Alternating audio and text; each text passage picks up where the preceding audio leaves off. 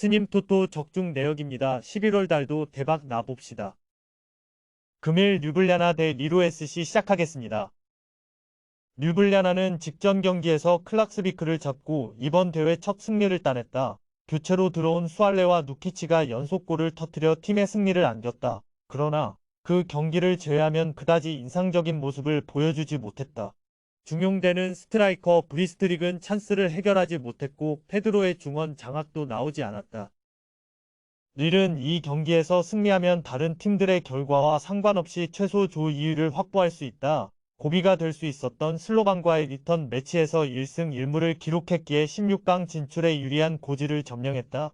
리그 경기에서도 반등한 이용을 원정에서 잡는 등 최근 흐름이 좋다. 부진하던 조나단 데이빗은 지난 리옹전 결승골을 뽑아내며 살아났고 야즈주와 제그로바의 이선 지원도 꾸준하다. 릴의 승리를 본다. 원정이긴 하지만 전력차는 분명하다. 산토스와 구드먼슨 등 측면의 돌파가 살아났기에 공격적으로 경기에 임할 홈팀의 수비 뒷공간도 돌파로 이겨낼 수 있다. 류블리아나가 홈에서 공격적으로 경기에 임하겠지만 이를 넘지 못하며 탈락할 것이다.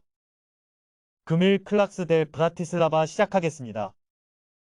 클락스비크는 이 경기에서 2골차 이상으로 승리하면 슬로반을 3위로 내리고 2위로 올라갈 수 있다. 올림피아 류블리아나 원정에서 패하지 않았다면 더 기회가 있었겠지만 그 경기를 패했기에 이 경기를 무조건 잡아야 한다. 때문에 수비에 치중하는 운영보다는 골을 노리는 공격적인 경기 플랜이 필요하다. 카시와 안드레아센 등 중앙 미드필더들이 경기 내내 라인을 올릴 것이다.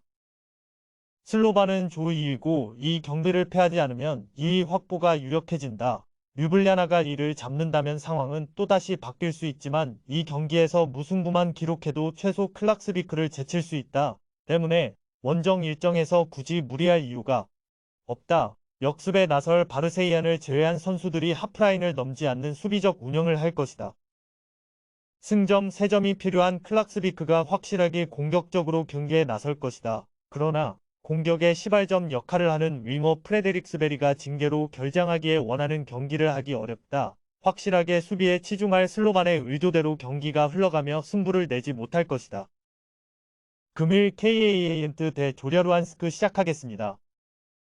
헨트는 남은 두 경기에서 승점 1점만 따내도 최소 플레이오프에 갈 수 있다. 그러나 1위를 유지하면 플레이오프 없이 16강에 직행하기에 직행을 위해 홈에서 전력을 다할 것이다. 브레이다 상대로 연승을 따내는 등 최근 흐름이 좋았는데 홈에서 특히 강한 팀이다. 홍현석이 부상 중이긴 하지만 쿰스와 간델만 등 공백을 메울 선수들이 있고 쿠이퍼스와 오르반의 골 결정력이 좋다. 조랴루아는 아직은 희박하지만 기회가 남아있다. 이 경기와 브레이다전을 승리하고 헨트가 연패하면 순위를 바꿀 수 있다.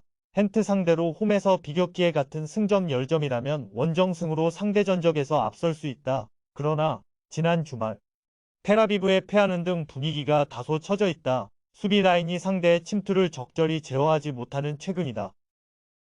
헨트의 승리를 본다. 조랴루안이 수비적으로 나서며 역습에 임한다면 헨트도 쉽게 리드를 잡기 어렵다. 그러나 뒤가 없는 원정팀 상황상 수비를 도외시하고 경기에 나서야 하고 그로 인해 불안한 수비가 더 무너질 수 있다. 브레이다전 해트트릭으로 컨디션을 끌어올린 오르반이 공격을 주도할 수 있고 쿰스가 역습을 전개할 헨트가 승리할 것이다. 금일 발카니 대 풀젠 시작하겠습니다.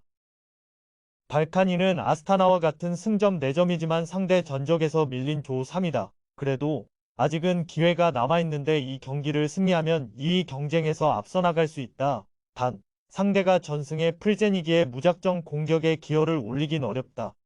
이번 대회 4경기에서 2차례나 클린시트를 합작한 포토크와 델로바 등 수비 라인을 앞세워 상대 침투를 저지하며 골을 노릴 것이다. 풀젠은 체코 리그에서 프라하 영고의 두 팀과 슬로바츠코 등에 밀려 5위에 머물러 있다. 그러나 컨퍼런스 리그에서는 이미 16강 직행을 확정했다. 토마시 호리를 제외하면 상대 수비를 확실하게 두들긴 공격수는 없었지만 수비는 강력했다. 에멜카와 로빈 등 피지컬이 좋은 중앙수비 외에도 코피치가 측면을 확실하게 지켜냈다. 접전을 본다. 사전 전승을 기록 중인 풀젠이 이번 대회에서 더 좋은 경기력과 분위기를 유지하는 건 사실이다. 그러나 이미 16강 직행이 확정됐기에 이 경기보다는 일요일 밤 준비된 리그에 신경을 더 쓸 것이다. 호리와 스위치, 코피치 등이 주말을 위해 쉴 수 있는 프리젠이기에 승점 3점을 가져가긴 어려워 보인다. 금일 알크마르 대 드립니스키 시작하겠습니다. 알크마르는 LADBG의 강팀이지만 이번 컨퍼런스 리그에서 너무 부진한 모습이다. 조 1위인 레기아 상대로 홈 승리를 따내긴 했지만 다른 3경기를 모두 패하며 탈락이 유력해졌다. 그래도 이 경기 승리 이후 레기아를 잡으면 2위도 노려볼 만하다. 굳이 힘을 빼고 나올 이유가 없다. 지난 주말 골을 터뜨린 파블리디스와 반 본메를 중심으로 미나스가 공격을 주도할 것이다. 즈린스키 역시 아직은 신락 같은 2위 가능성이 남아있다. 때문에 홈에서 이미 승리한 바 있는 알크마르 상대로 공격적으로 경기에 임하며 승리를 노려야 한다. 무승부는 발로 탈락이기에 수비적으로 나설 이유가 없다. 스트라이커 네만사와 함께 마티아와 마리오가 삼각편대로 나서 골을 노려야 한다. 알크마르의 승리를 본다. 컨퍼런스 리그에서 고전하는 건 사실이지만 홈에서는 어떤 팀 상대로도 승리를 노릴 수 있다. 또 재계 경기에서 나아진 경기력으로 팀 정비가 잘 됐음을 보여준 점도 감안해야 한다. 파블리디스와 포쿠, 반 본메리 공격을 주도할 수 있고 드윗과 오드가르트 등이 조커 역할을 할 알크마르가 승리할 것이다. 금요일 조합픽은 모두 무료로 보내드렸습니다. 못 받으신 분들 및 궁금하신 분들은 영상 아래 고정 댓글로 편하게 말 걸어주세요.